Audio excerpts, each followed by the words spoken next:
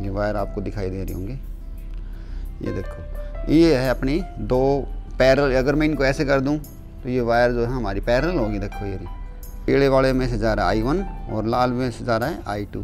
तो इस तार का मैं नाम दे दूं X2 I2 और इस तार का नाम क्या दे दूं X1 Y1 और बीच की दूरी कितनी होगी, बीच की दूरी होगी R।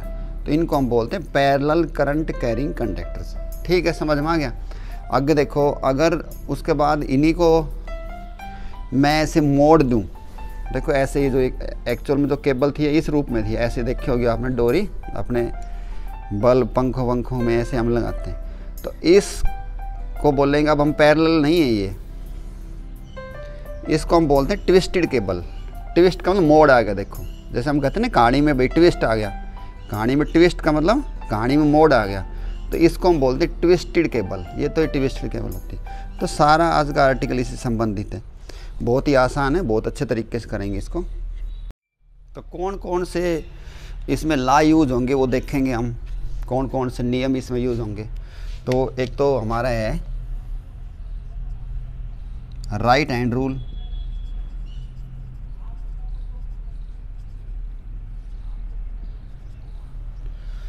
एक right hand rule, right hand rule कैसे कब काम आएगा। और दूसरा है left hand rule, Fleming's left hand rule.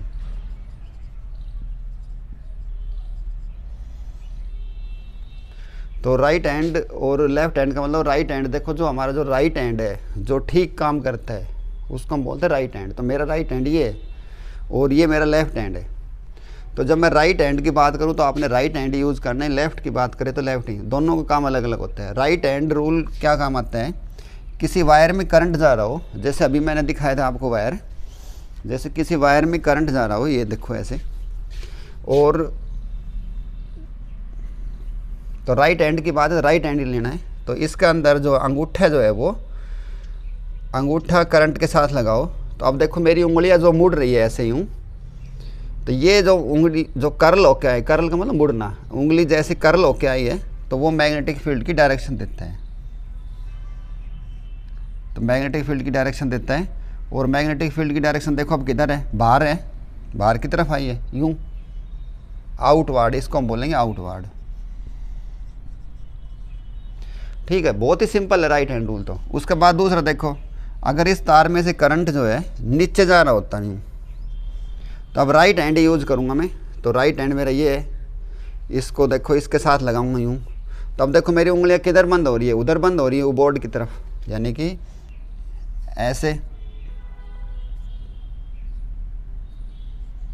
तो मैग्नेटिक फील्ड जो है जिसको हम बी नाम के अक्षर से लिखते हैं, मैग्नेटिक फील्ड इंटेंसिटी जिसको बी नाम के अक्षर से लिखते हैं, वो क्या होगी, इनवर्ड। ये तो राइट हैंड रूल का काम है भाई। ठीक है, उसके बाद आ जाओ लेफ्ट हैंड रूल, और ये साइंटिस्ट का फ्लेमिंग्स लेफ्ट हैंड रूल। तो इसके अंदर देखो ध्यान दो, हमने लेफ्ट हैंड यूज करना है। तो लेफ्ट हैंड तो मेरा ये है, इसके अंदर 3 उंगलियां ध्यान दे दो। 3 उंगली कौन कौन सी हैं भाई, ये सामने देख लो ऐसे ही, ये थंब हो गया, इसको 4 फिंगर बोलते हैं, 4 फिंगर। और ये होगी आपकी सेंट्रल फिंगर। देखो इसको सेंट्रल क्यों बोलते हैं, क्योंकि 5 है टोटल, 2 इधर होगी 2 इधर होगी, तो बच गई ना सेंट्रल फिंगर। तो ये सेंट्रल फिंगर है। इन तीनों को ऐसे स्ट्रेच करो कि ये 90 डिग्री पर आ जाएँ, ये देखो। ठीक है, 90 डिग्री पर हो जाएंगे। तो हर चीज़ का अलग अलग रोल होगा, हर चीज़ का अलग अलग रोल होगा। तो ऐसे याद कर लो, FBI, मैं लिख दूँ इन पे, F और BI,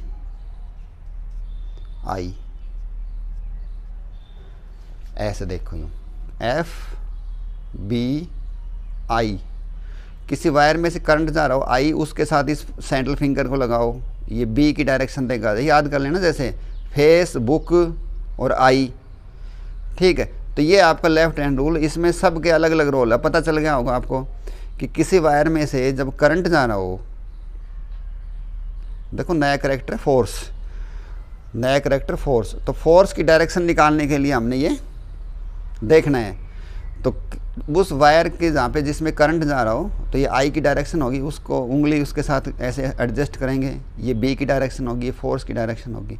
तो जैसे मैं किसी एक वायर पे जो सामने बोर्ड पे बना रखा है ना उसके साथ एडजस्ट करता हूँ। जैसे देखो इसमें ये वाला है I2 करंट जा रहा है, तो करंट के साथ करंट मैचिंग कर दी। तो ऐसे वो करूँगा तो यूँ, तो B की डायरेक्शन होगी ये इधर और F की डायरेक्शन होगी बाहर की तरफ। लेकिन इसको मैं दिखा देता हूँ इधर, देखो यूँ इसको घुमा फिरा के F की डायरेक्शन ये आ जाएगी और B की डायरेक्शन I को I के साथ एडजस्ट कर दो और B की डायरेक्शन हो जाएगी यूँ। तो इसको मैं उधर की बजाय थोड़ा ऐसे दिखाता हूँ, ये B।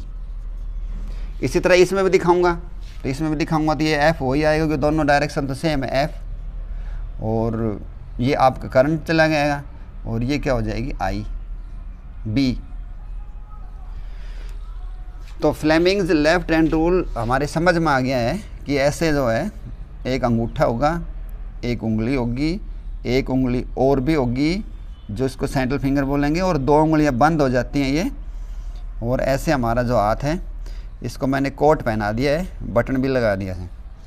तो अब देखो ये थंब, ये सेंट्रल फिंगर, 4 फिंगर सॉरी, और ये हमारी सेंट्रल फिंगर है। तो याद कर लो जो मैंने अक्सर बताए थे, क्या बताए थे वो, FBI।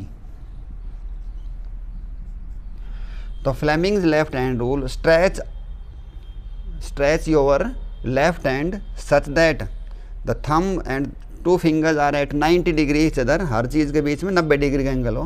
तो then thumbs gives the direction of magnetic force, कि उसके ऊपर फोर्स लगेगा, वो जब भी किसी वायर में से करंट जाएगा तो वो थोड़ा वाइब्रेट करेगा। और 4 finger give the direction of magnetic field intensity. 4 finger, 4 का मतलब होता है आगे वाली, देखो सबसे आगे वाली उंगली हमारी ये है, इसलिए इसको 4 फिंगर भी बोलते हैं, होगी। और ये होगी अपनी सेंट्रल फिंगर। तो ये दोनों रूल समझ में आगे बताओ पहले, Fleming's left hand rule, right hand rule.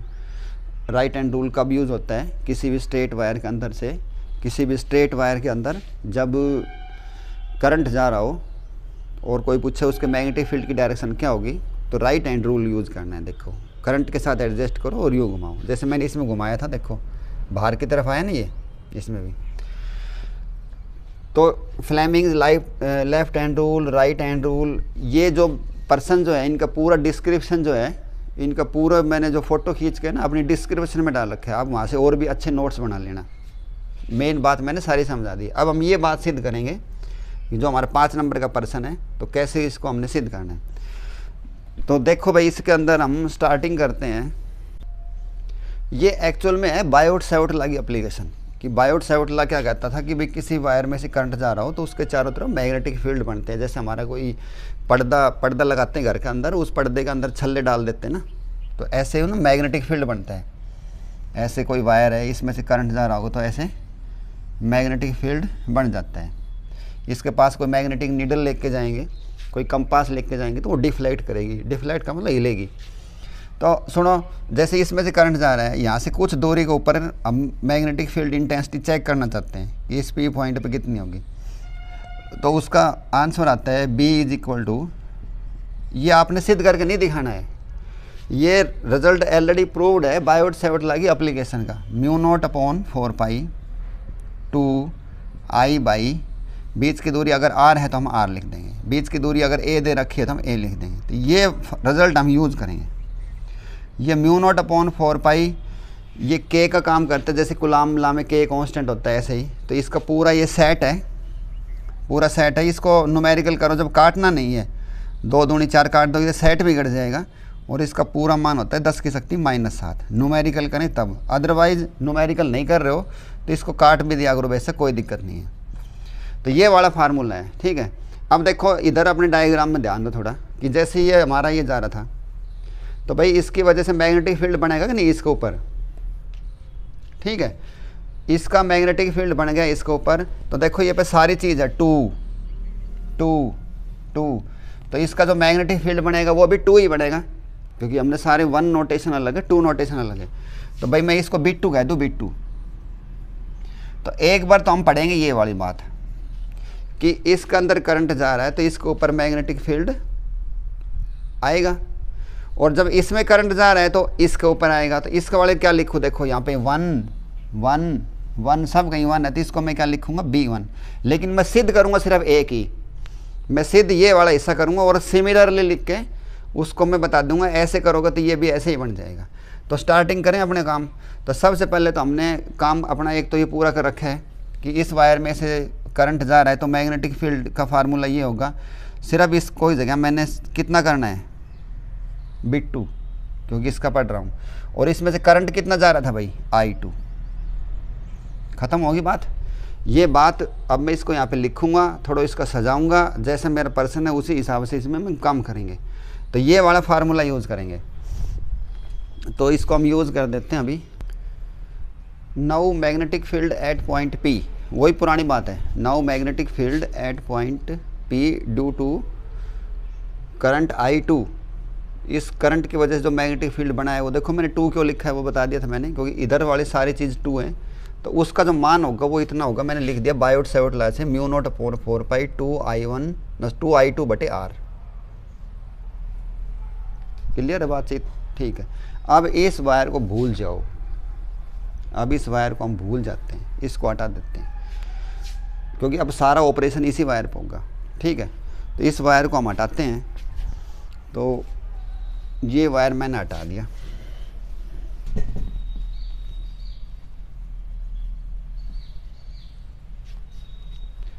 अब हम निकालेंगे फोर्स जो है, जो हमारा रिजल्ट है वो सिद्ध करके दिखाना है कि जो फोर्स होगा the force between 2 infinitely long, इनके बीच में आपस में जो फोर्स होगा वो क्या होगा। तो फोर्स जो है वो, फोर्स का फार्मूला होगा force on conductor, force on conductor, conductor का नाम क्या है X1 Y1, ठीक है। तो उसका फार्मूला होता है F = I/L/B, और इसका हम यूनिट लेंथ के लिए निकालेंगे। तो L की जगह मैं कितना कर दूं, L की जगह मैं 1 कर देता हूं, यह force per unit length. F = I/B। अच्छा आप ध्यान दो भाई, सारी बात इसकी पढ़नी थी। इसमें करंट कौन सा जा रहा है I1, इसमें मैग्नेटिक फील्ड इंटेंसिटी कितनी लगी है B2। तो इन सब के मान रखते हैं हम। देखो B2 का मान मैंने निकाल दिया ये रहा, और I1 है ये, तो ये हो जाएगा अपना सब पर्सन कट पीट के μ0/4 2 I2 था ही, इसमें एक I1 भी ये है, मैंने I1 आगे लिख दिया, I2/R = F। This is the required expression for the force between 2 infinitely long parallel wire. Similarly ध्यान दो, अब मैं इसको ऐसे लिख दूँ आपको सिर्फ समझाने के लिए, आप इतना भी ख़त्म कर सकते हो, हैंस द रिजल्ट लिख के, हैंस द रिजल्ट, ये हमारा रिजल्ट है। क्योंकि देखो एग्जामिनर ने इसी एक पर्सन के अंदर ही सारी बातें पूछ ली है। वो इसमें बायोट सेवट लॉ की एप्लीकेशन भी आ गई, इसमें लेफ्ट हैंड रूल भी आ गया, राइट हैंड रूल भी आ गया, सारी चीज़ें एक ही आर्टिकल में आ गई। तो हमने ज़्यादा इसमें इतना विस्तार से लिखने की ज़रूरत नहीं थी, जो काम की बात थी वो हम एडजस्ट कर देंगे। हमारा रिजल्ट आ गया, 5 नंबर का पर्सन था। अब सुनो, इधर एक वायर और भी था, ये वाला इसके ऊपर लगाएगा, यहाँ पे B1 लिखेंगे, उसमें करंट I2 जा रहा था। तो इसको मैं देखो नई चीज़ समझाता हूँ, ये था हमारा F12 लिख देता हूँ इसको। 1-2 का मतलब फोर्स ऑन 1 ड्यू टू 2, जो दूसरा तार था यहाँ पे ये। और सिमिलरली ऐसे ही सिमिलरली 3 डंडा लगा के LY लिख दिया करो, इसको सिमिलरली बोलते हैं। ये हो जाएगा हमारा F21 = μ0/4 2, वही बात आनी सारे करेक्टर, I2/R। तो ये आर्टिकल था हमारा, पूरा हो गया। इसके अंदर ध्यान दो, मैंने इसकी अच्छी तरह पूरे जो नोट्स हैं वो फ़ोटो खींच के डिस्क्रिप्शन में डाल रखे हैं। अच्छी तरह में नोट्स बनाओ, ज़्यादा नंबर आएंगे। जो फालतू चीज़ें उनको हम हटा देंगे। तो शायद समझ में आ गया होगा। तो इसी में 1 नंबर का प्रश्न और पूछा हुआ है कि डेफिनेशन ऑफ 1 एम्पियर, कि 1 एम्पियर की डेफिनेशन भी देनी है हमने। तो 1 एम्पियर की डेफिनेशन कैसे देंगे, अभी हमने ये सिद्ध किया है कि F = μ0/4 2I1I2/R। मान लो इसके अंदर लेट I1 हो 1, I2 भी हो 1 एम्पियर के बराबर, ठीक। बीच की दूरी हो r बराबर 1 मीटर, और म्यू नॉट अपॉन 4 पाई का मान होता है 10 की शक्ति -7। तो ये बन जाएगी हमारी F इज इक्वल टू 10 की -7 2 गुणा 1 गुणा 1/1। तो F इज इक्वल टू 2 गुणा 10 की शक्ति -7 न्यूटन। अब हमने 1 एम्पियर को डिफाइन करना है। तो देखो 1 ampere is that current which when following through 2 wires, देखो दोनों सेम है ये, which when following through 2 parallel wires placed 1 metre apart from each other, और म्यू नोट है तो क्या लिखेंगे, वैक्यूम है, placed in vacuum, experiences a force, उनका बीच में जो फोर्स ऑफ अट्रैक्शन है, experiences a force of 2 × 10⁻⁻7 metre is said to be 1 ampere, उसको हम 1 एम्पियर बोलेंगे। ये सारी बात हमने यहाँ पे लिख देनी है। इसकी 1 एम्पियर की जो डेफिनेशन जो मैंने आपको भी बताई है उसको हम सारी को यहाँ पे लिख देंगे। तो ये डेफिनेशन देखो, इसको दोबारा कर लेते हैं एक बार कि 1 ampere is that current, 1 ampere is that current which when following through the 2 parallel conductors, दोनों पैरेलल हैं, ऑफ इनफाइनाइट लेंथ, यानी कि इनकी लेंथ जो है इनफाइनाइट है, पढ़ाने के लिए हमने इसको थोड़ा फाइनाइट बना लिया था, infinite length, and placed in free space, free space को, वैक्यूम को, तो वहाँ पे हम म्यू नॉट यूज़ करते हैं, मीडियम के अंदर यहाँ पे म्यू यूज़ करते हैं। At distance 1 metre from each other produces them a force of इतना न्यूटन पर मीटर। यहाँ पे थोड़ा ध्यान दो, ये ना फोर्स F/L निकाला हमने एक्सप्रेशन, तो उसके हमने यूनिट लेंथ के लिए दी थी, तो F, क्योंकि हमने जो फार्मूला किया था F इज इक्वल टू वो थी ILB, तो मैंने L की जगह 1 रख दिया था, यानी कि पर मीटर लेंथ है 2 × 10⁻7 Newton per metre of their lengths. तो ये थी अपनी 1 एम्पियर की डेफिनेशन। अब देखो ध्यान दो, इसके अंदर ये अगर ये करंट सेम डायरेक्शन में जा रहा होती है, वायर जो है आपस में अट्रैक्ट करेंगे, ठीक है। और अगर ये अपोजिट डायरेक्शन में होता, ये सिद्ध किया जा सकता है, अगर ये अपोजिट डायरेक्शन में होते तो आपस में क्या करते हैं, रिपेल करते हैं। तो देखो यहाँ पे एक नई चीज़ सीखने को मिल रही है कि समटाइम्स द सेम चीज़ जो सेम है, जैसे करंट की डायरेक्शन सेम है, sometimes same things can attract.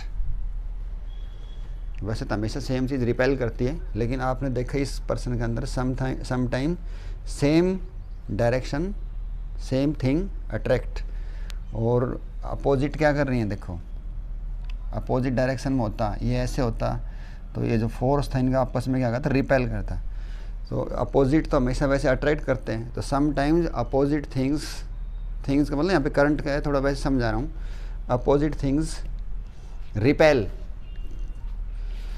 तो ये इस प्रकार के हमारा सवाल है, ये 5 नंबर का पूछा है, तो बहुत ही आसान था। इसमें अगर न्यूमेरिकल होना जाए तो एक न्यूमेरिकल भी कर सकते हैं हम, यहाँ पे जो मान दे रखे हैं वो रख देंगे, काट पीट के हमारा उत्तर आ जाएगा। तो एक छोटा न्यूमेरिकल भी देखते हैं इसमें। तो ये जो F है ना, ये F है पर यूनिट लेंथ। देखो इसको मैंने L से भाग करता हूँ तो L से L कट जाता है।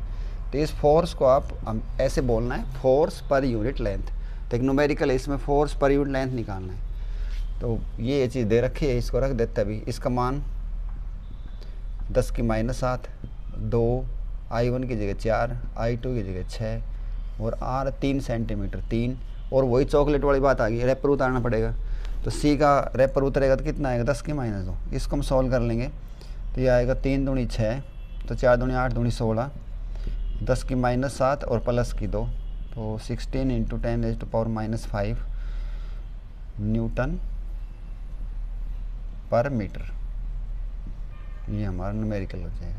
तो ऐसे हम अपने सवाल सोल्व कर लेंगे, ठीक है। तो ये 5 नंबर का हमारा आर्टिकल पूरा ख़त्म हो गया है। उम्मीद करता हूँ आपको समझ में आया होगा। थैंक्स।